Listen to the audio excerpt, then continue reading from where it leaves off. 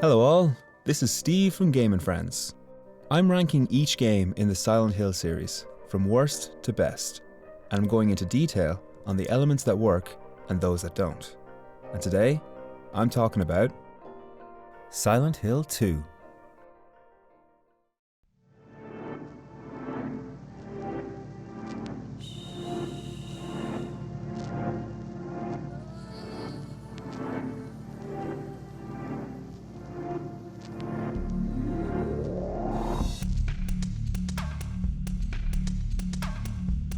It would have been a wonderful thing to go against popular opinion and place any other Silent Hill game at the top spot. But sometimes opinions are popular for a reason. I remember when Silent Hill 2 was released, and before fanboys like me analysed it to death, it was generally considered to be a great horror game without people really knowing why. Everyone just sort of thought, that pointy-headed bastard, he is mad scary with his big old knife. Look at the head on him. At first, no one was really able to put their finger on why Silent Hill 2 got under their skin. It really is greater than the sum of its parts, and it has a lot of parts.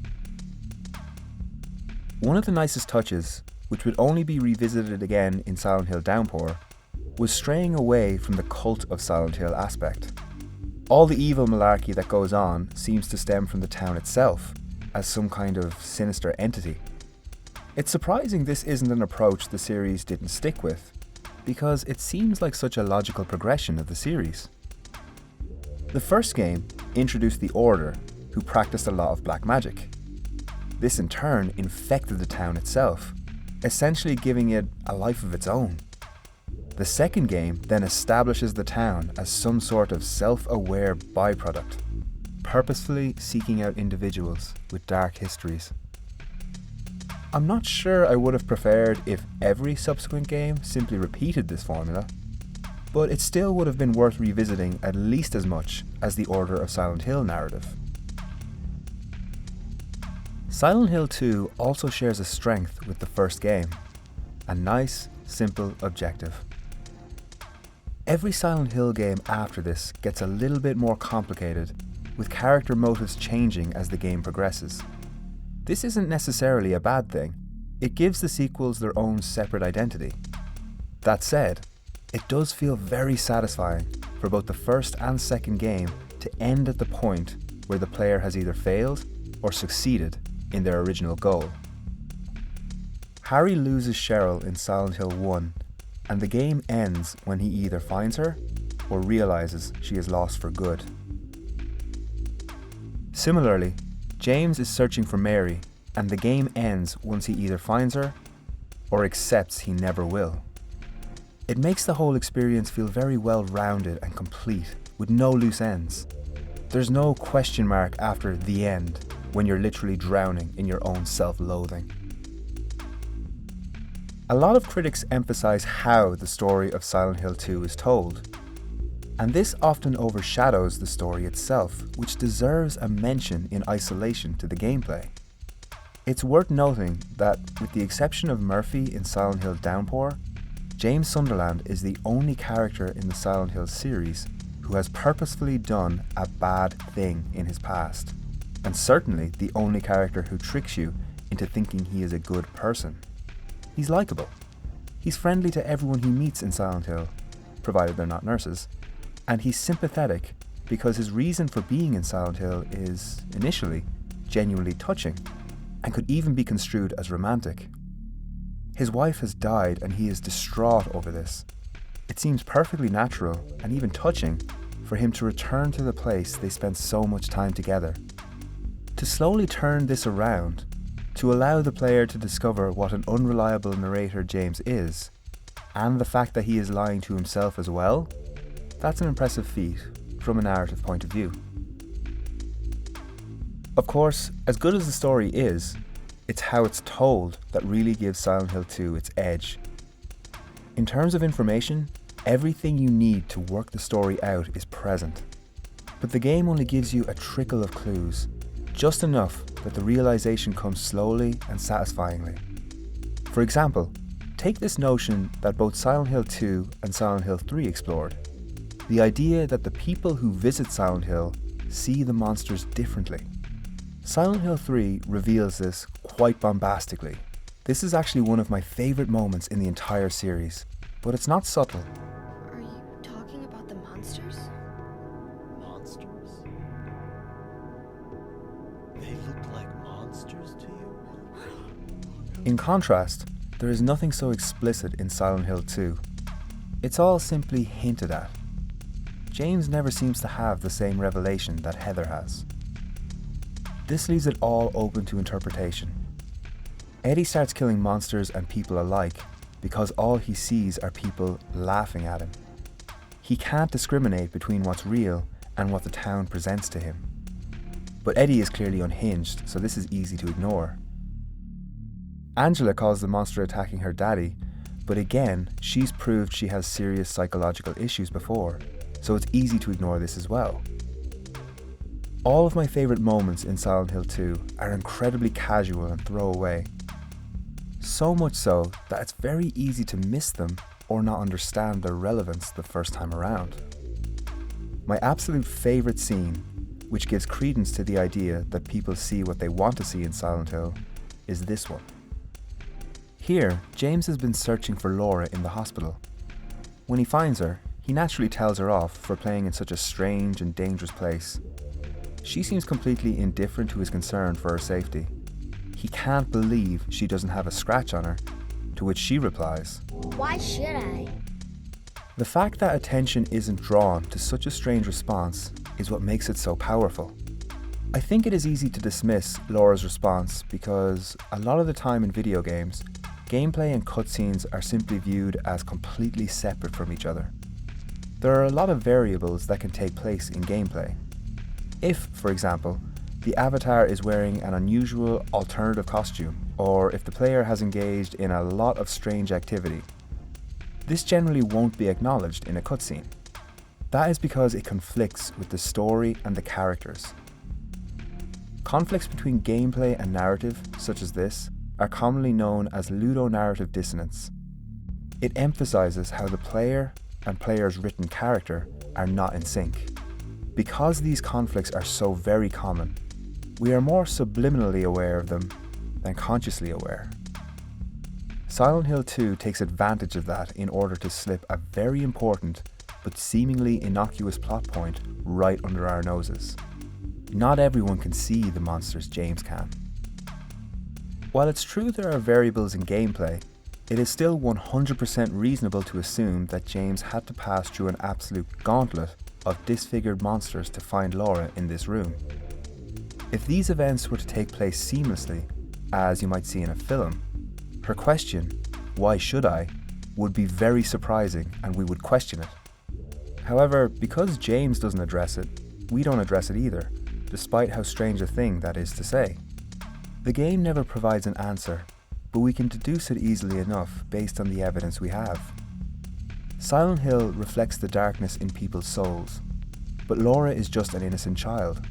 What else could she see but an abandoned town? Not only that, she views it as a genuinely fun place to play, because after all, there is nothing so innocent as the soul of a child.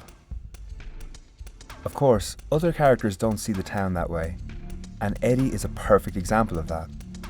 What I like about Eddie is that he is a fully fleshed out character, despite his role in the overarching story being such a small one.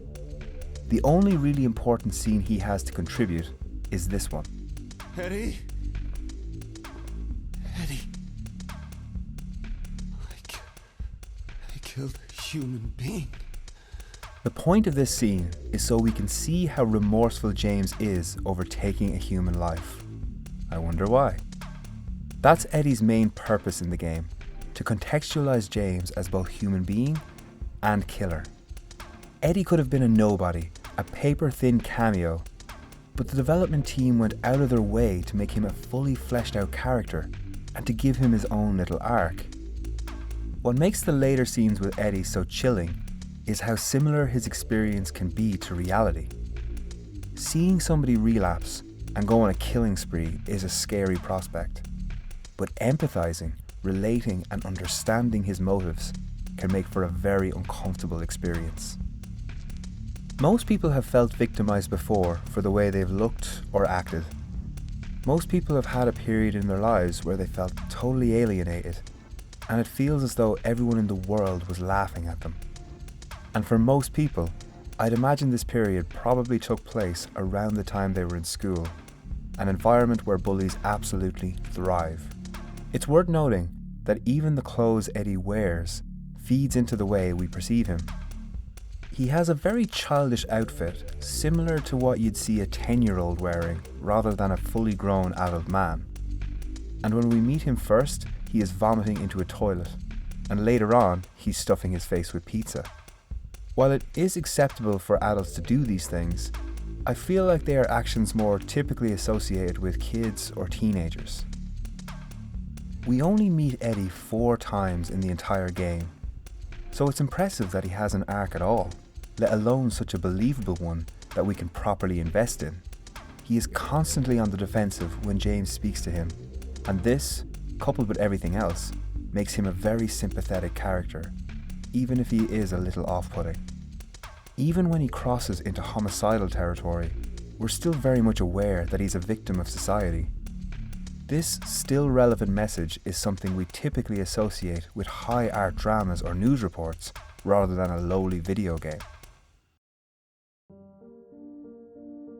Speaking of sympathetic killers, spoiler warning, James Sunderland's wife didn't just die. James murdered her. Mary was ill, bedridden, and miserable with every aspect of her life. James, in turn, was frustrated and exhausted taking care of her. Bear in mind he was a young man in his early 30s, so, like many of us, he probably never thought this was something he would have to deal with. Something I admire about this game in particular is how it refuses to paint anything in black and white. On paper, it's very easy to call James a monster once that bombshell has dropped. What's disturbing is how much the player will find themselves relating and understanding his motive, even if they don't approve of it or are even willing to admit it. In one scene, we get a flashback of how James visits Mary in hospital with flowers, and he is incredibly compassionate and patient with her. But she, because she is just as frustrated as he is with her illness, lashes out at him, taking all of her anger out on him. There is a clear love between these two characters, and it is a genuine tragedy that befalls them, one that feels very close to real life. It raises a big question, one that is uncomfortable for the player to ask themselves. So I'll do it for you. How close to sainthood would any of us be if we were placed in James's shoes? What if Mary's quality of life was this bad? What if James, who was hopelessly in love with her, was as desperately unhappy as he was? Is there an argument to be made that James ended Mary's suffering while attempting to ease his own? The very complicated question Silent Hill 2 asks is, can euthanasia ever be justified? The sad thing is, in that situation, there is no ideal solution. If James simply left Mary, would that be considered crueler still, because he left her alone with her suffering while both characters still loved each other? If he stayed but hadn't killed her, they might still be suffering together to the point where their love deteriorated and quality of life had drastically reduced. By the same token, however, how can James live with the unspeakable crime he has committed? In typical Silent Hill fashion, no matter where you go, you're only going to find misery.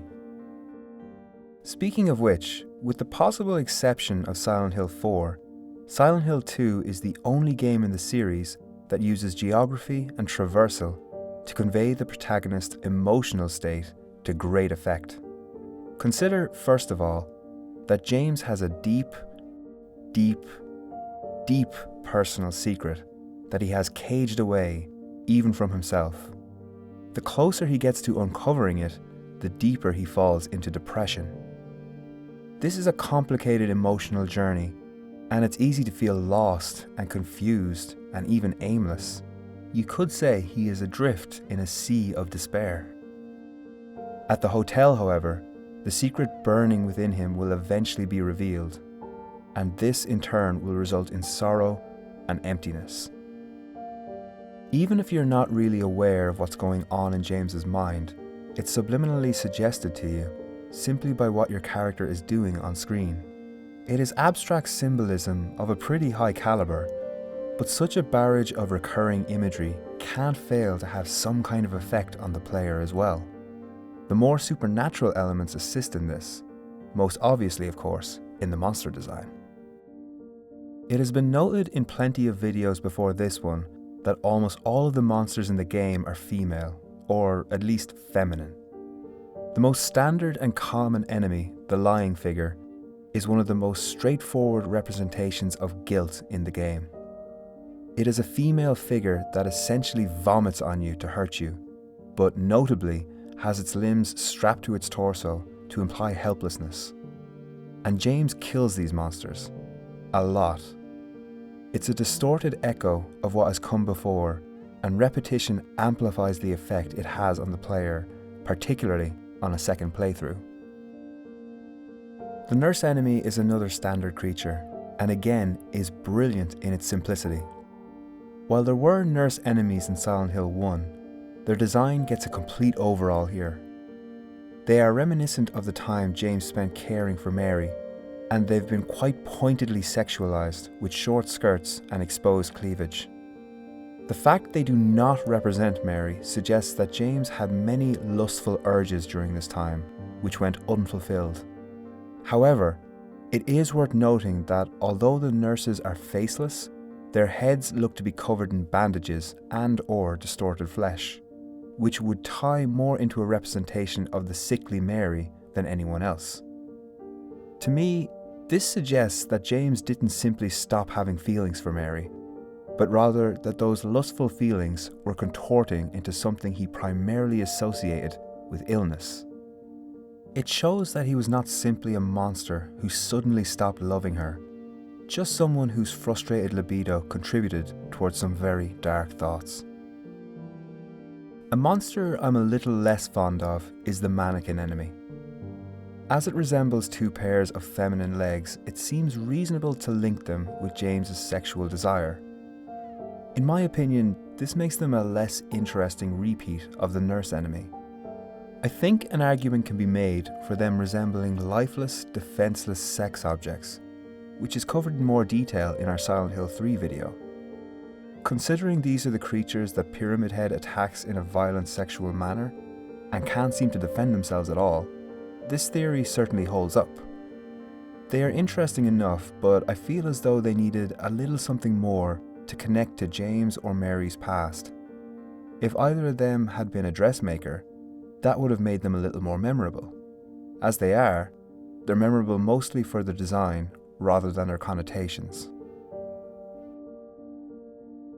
It's the boss creatures where the monster design really shines, with their symbolism being absolutely integral and really contributing to the foreboding horror.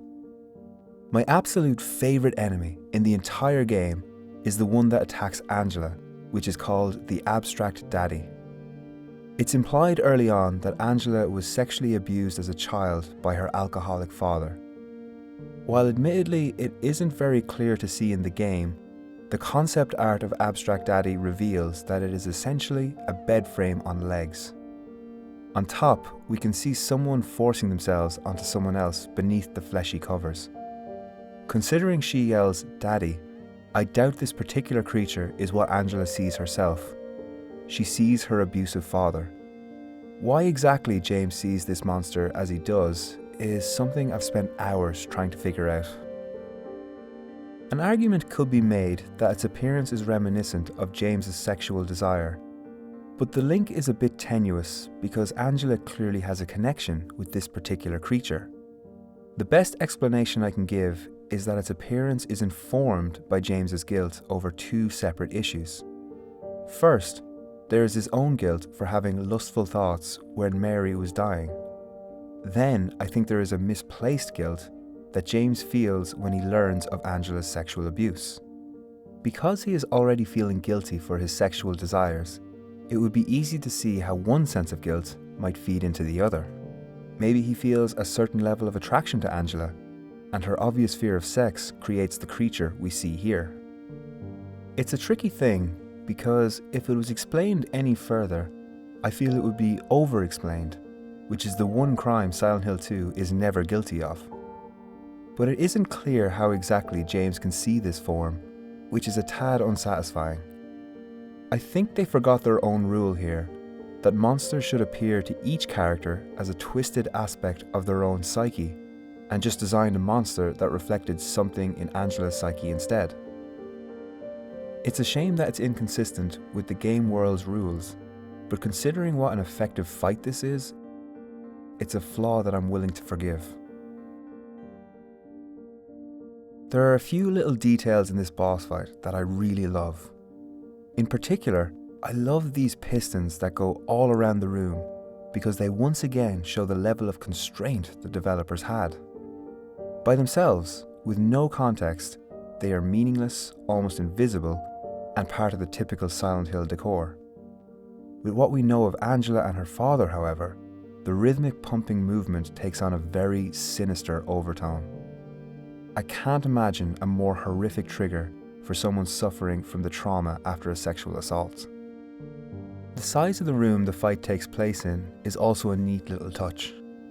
Considering the massive arenas boss battles usually take place in video games, the space you are given to fight here is laughably small.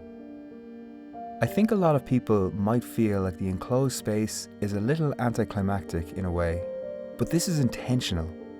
You can never get more than about 2 seconds distance between yourself and the creature at any given time in this room. This is probably reminiscent of what it was like with Angela when her father began abusing her in their own home and how immediate it felt. The TV is a nice little addition too. It doesn't really do much of anything except reinforce the idea that Angela's abuse took place in a domestic space, but that's powerful enough in its own right. Moving about the room feels exhausting and pointless. You'll often have the urge to not bother moving and just keep attacking to take off more damage, which often results in this gruesome attack happening. The scene that takes place after the fight is also really well thought out. Once the creature is dead, Angela smashes the TV on top of it and starts kicking it while crying. In most other games, this might be a sign that the player has conquered the enemy, but here it has the opposite effect. The creature is already dead at this point, so the action doesn't show superiority. Angela doesn't show any sign of satisfaction. This action shows that Angela hasn't dominated it, but rather that it still dominates her. For her, the irrevocable damage has already been done. Players might easily be confused or annoyed as to why they don't feel victorious when the fight is over. The answer is simple. This isn't a victory. It's just a visual representation of the pain Angela is feeling and how she deals with it. We're not meant to celebrate that because we know her demons aren't gone. They will be back.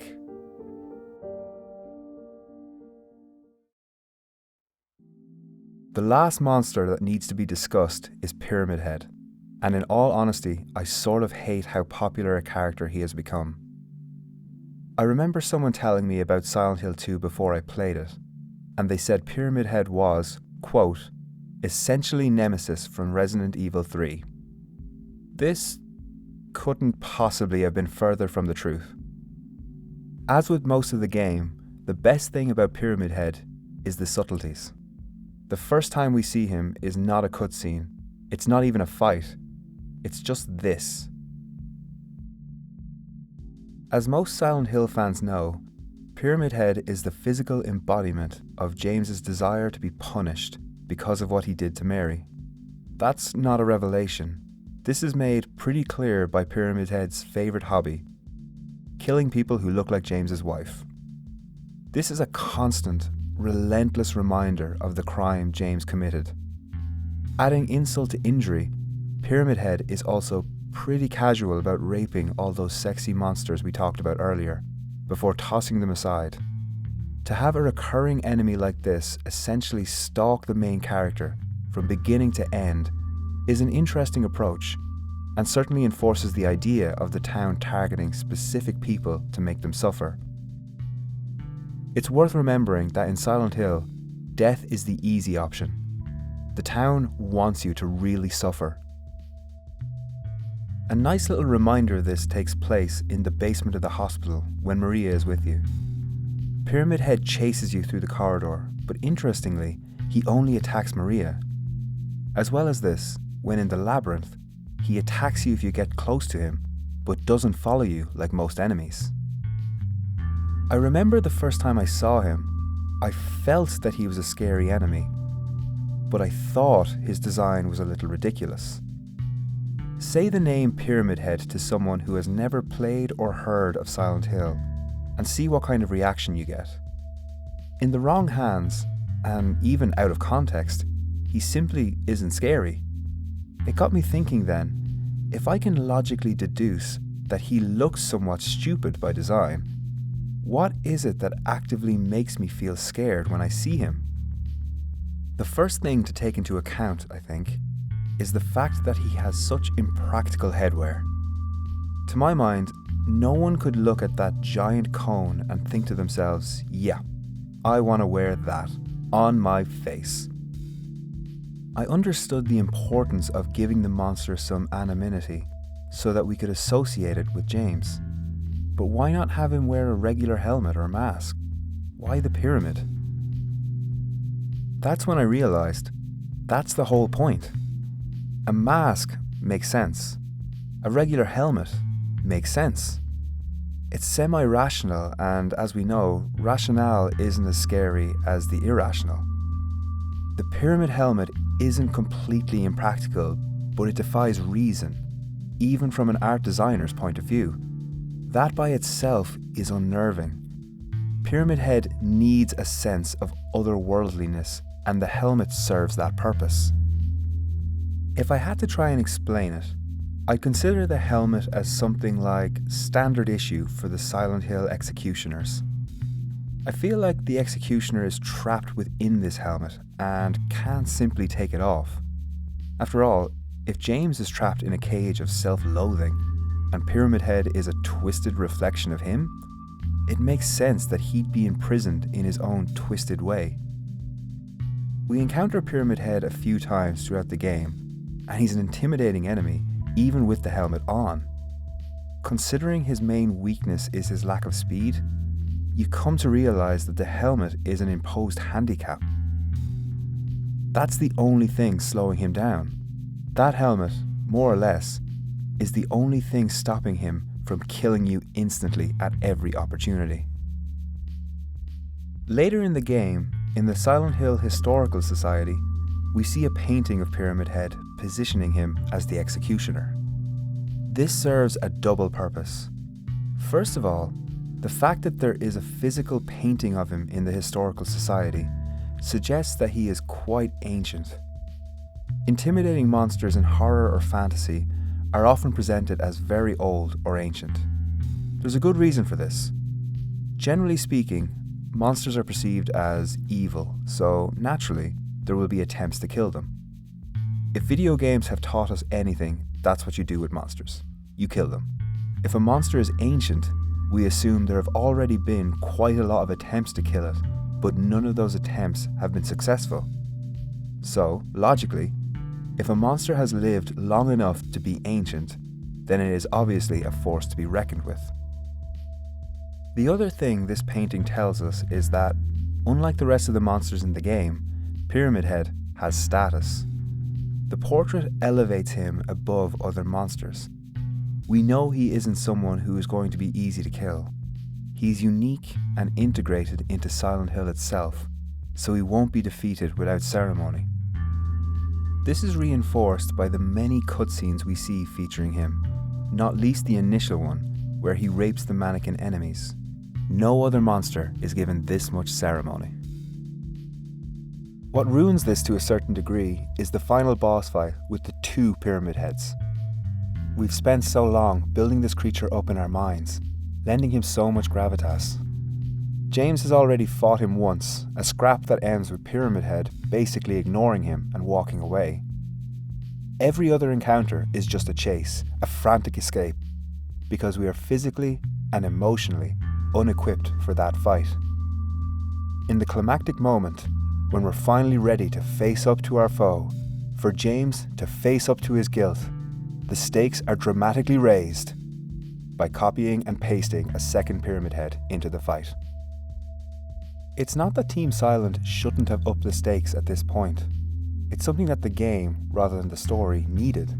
But simply dropping us in a big empty room with the trigonometry twins is uninspired. Just one Pyramid Head with a significantly better moveset and maybe a more dramatic setting would have ticked that box in a far more satisfying way. We know from having played the entire game up to this point that they can do better. The one aspect of this fight that is commendable is the finale, when both Pyramid Heads impale themselves on their spears. You don't get the luxury of killing Pyramid Head. You don't get to say you beat him. He retains his legacy, and James retains his guilt. It's also a very nice foreshadow of one possible route James might end up taking.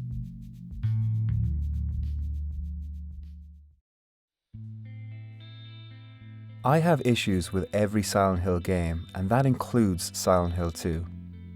It isn't a perfect game. Some of the enemy designs don't work as well as they could, and if you don't have an appreciation for non-traditional stories, it will feel anticlimactic at times. But this game in particular pushed the boundaries of what interactive media can achieve. It wasn't the first game to do that, but it did so well that it made people sit up and pay attention. It told a beautifully gothic story that played with your expectations and your mind, and it raised some genuinely difficult questions about suicide and trauma, which shows a marked respect for its gaming audience. It is for these reasons that Silent Hill 2 is my pick for the best Silent Hill game in the franchise. What a massive shock.